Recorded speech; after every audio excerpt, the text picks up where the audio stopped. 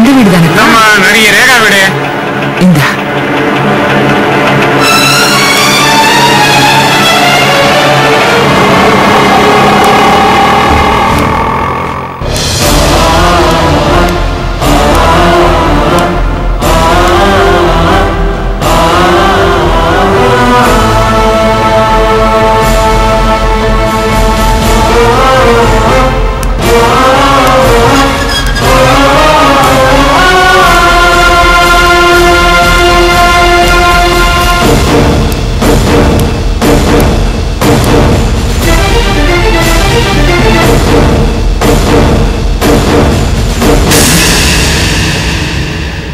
யாருமா?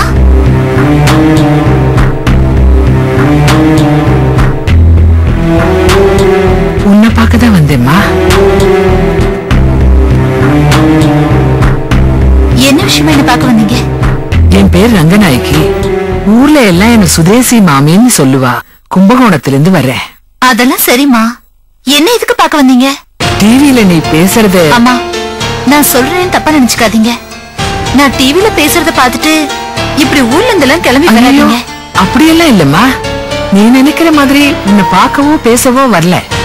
நான் ஒரு முக்கியமான விஷயத்த உன்கிட்ட சொல்லிட்டு போலான்னு வந்தேன். என்ன? நீ இன்டர்வியூல சொன்ன மாதிரி உன் தங்கச்சி ஸ்ரீமதி அவ சாகல. அவ இன்னும் உயிரோட தான் இருக்கா.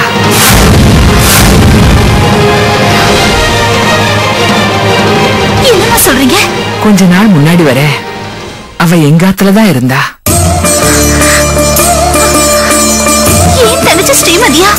ஆமாம்மா, அவளேதான். ஒரு நாள் ரெண்டு கண்ணும் தெரியாத நிலைமையில கும்பகோணம் பஸ் ஸ்டாண்ட்ல ஏதோ ரவுடிங்க கிட்ட மாட்டிருந்தா. எனக்கு தெரிஞ்ச ஒரு பையன் அவளை காப்பாத்தி என்னாண்ட விட்டுட்டு போனா. அவளை பத்தி எந்த விஷயம் கேட்டாலும் சொல்ல மாட்டேன்ட்டா. நாங்களும் அது பெருசா எடுத்துக்கல. என்னோட ரெண்டு பொண்ணுங்களோட சேர்த்து அவளையும் என் மகளாதான் பார்த்துட்டு இருந்தேன். அவளும் என் குடும்பத்துல ஒருத்தியாதான் இருந்தா. கொஞ்ச நாள் கழிச்சு ஏதோ பகவான் புண்ணியத்துல மறுபடியும் அவளுக்கு பார்வை கிடைச்சிருக்கு. அப்புறம் ஒரு நாள் உன்னை போலீஸ்ல அரெஸ்ட் பண்ணப்பதான் பேப்பர்ல அந்த செய்தியை படிச்சுட்டு நீதான் அவளுடைய அக்கான்னு சொன்னா. அந்த போலீஸ் இன்ஸ்பெக்டர் அக்காவை கூட பாத்துட்டு வரேன்னு ஒரு நாள் போனா. கூட பிறந்தவா எல்லாம் இருக்கிறச்சே எதுக்கு இப்படி தனியா வந்து எங்களோட கஷ்டப்படணும், போய் அவளோடவே இருக்கலாமேன்னு சொன்னேன். மாட்டேன்னுட்டா. ஏற்கனவே எங்க அக்காங்க ரெண்டு பேரும் பிரச்சனையில இருக்காங்க. இந்த நேரத்துல புருஷனை எழுந்து விதவையா அவங்க முன்னாடி நிக்க விரும்பலேன்னு சொல்லிட்டாமா.